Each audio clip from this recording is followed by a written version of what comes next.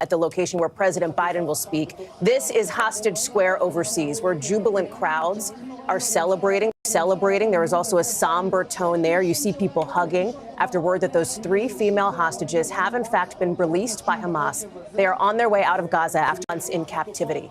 In Gaza as well, celebrations that the fighting is over, at least for now. The Israeli Prime Minister's office confirmed the names of those 3 female hostages freed. They are 24-year-old Romi Gonen, 31-year-old Doron Steinbrecher, and 28-year-old Emily Damari.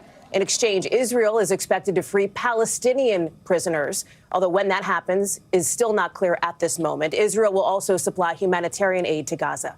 Today's hostage release and agreement now paves the way for the next phases of this deal. You saw the location where we expect to see President Biden. He is in South Carolina this morning. We'll listen into his remarks when they happen, but I want to start with Keir Simmons, who is joining us now. Keir, a critical moment for so many in the region. Oh, so critical. And we're seeing these scenes of, you want to say, celebration. You might and Keir, just I'm sorry to interrupt you, but President Biden is here speaking now. Let's listen in. Has finally come to fruition. The ceasefire has gone into effect in Gaza, and today we're seeing hostages being released. 3 Israeli women held against their will in the dark tunnels for 470 days. 4 more women will be released in 7 days. 3 additional hostages every 7 days thereafter, including at least 2 American citizens in this first phase. We pray for them and their families. They're going to be a long recovery ahead. By the 16th day of the deal, talks will begin in the second phase. This phase includes the release of Israeli soldiers and a permanent end of the war without Hamas in power or able to threaten Israel. Hundreds of trucks are entering Gaza as I speak. They're carrying assistance for civilians who suffered enormously from the war that Hamas started on October 7, 2023, nearly 15 months ago. Today alone, we anticipate several hundred trucks will enter the Gaza Strip as I'm speaking. And after so much pain, destruction, and loss of life, today the guns in Gaza have gone silent. This was the deal that I outlined for the world back in May 31st. Many of you covered it at the time. It was endorsed overwhelmingly by folks around the world, including the UN Security Council, unanimously endorsed the deal, and developed in coordination with Egypt, Qatar, and Israel. I've worked in foreign policy for decades, and this is one of the toughest negotiations I've been part of. Many of you who followed these negotiations will attest that the road to this deal has been not easy at all, and a long road. But we've reached this point today because of the pressure Israel built on Hamas, backed by the United States. Some said my policy of a firm support for Israel is relentlessly pursuing diplomacy, risked drawing America into a wider war in the region. I listened to those voices, many of whom I respected a great deal, but I concluded abandoning the course I was on would not have led us to the ceasefire we're seeing today. But instead, it would have risked a wider war in the region that so many feared. Now the region has been fundamentally transformed. Hamas's longtime leader, Sinwar, is dead. Hamas sponsors in the Middle East have been badly weakened by Israel, backed by the United States. Hezbollah, one of Hamas's biggest backers, was significantly weakened on the battlefield, and its leadership was destroyed.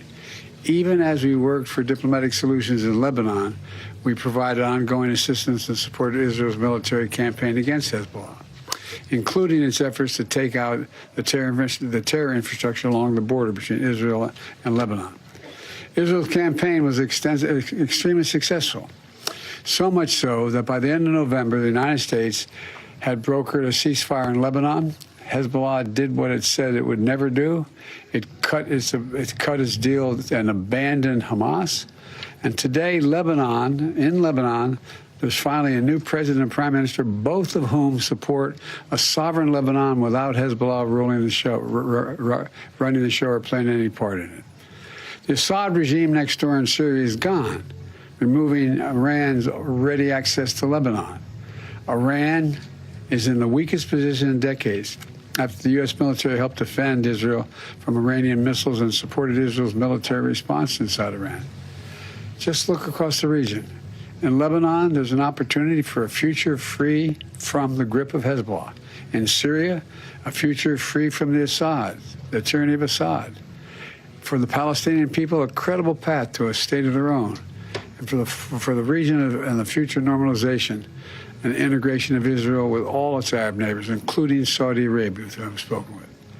You know, we've had many difficult days since Hamas began this terrible war. We've encountered roadblocks and setbacks, but we haven't given up. And a special thanks to my team, particularly Brett McGurk, who many of you know, who spent weeks and months working nonstop to reach this deal. Many of those weeks and months out of the country. Today's ceasefire in Gaza and the release of hostages is a result of a principled and effective policy that we presided over for months. And we got here without a wider war in the Middle East than many predicted. And now it falls on the next administration to help implement this deal. I was pleased to have our team speak as one voice in the final days.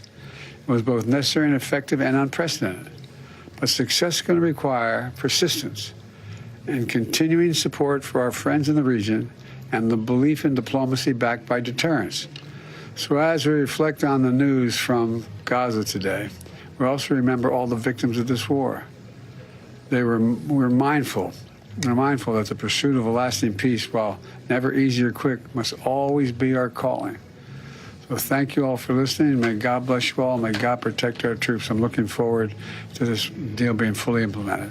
And I'm sorry I'm not going to take any questions now because I'm waiting. There's a whole congregation waiting for me. And I'm sure the remainder of the day I'll have an opportunity to speak with you. Thank you very much. Anything about the condition of the hostages that were released today and the others? Yes, I've just got a call saying the 3 are released into Gaza, 2 the out of the hands of their captors, and they appear to be in good health, but it's early to tell. They may be across the border out of the Gaza Strip into Israel now. I'm not certain. Thank you. Sir, any concerns about Hamas regrouping? No.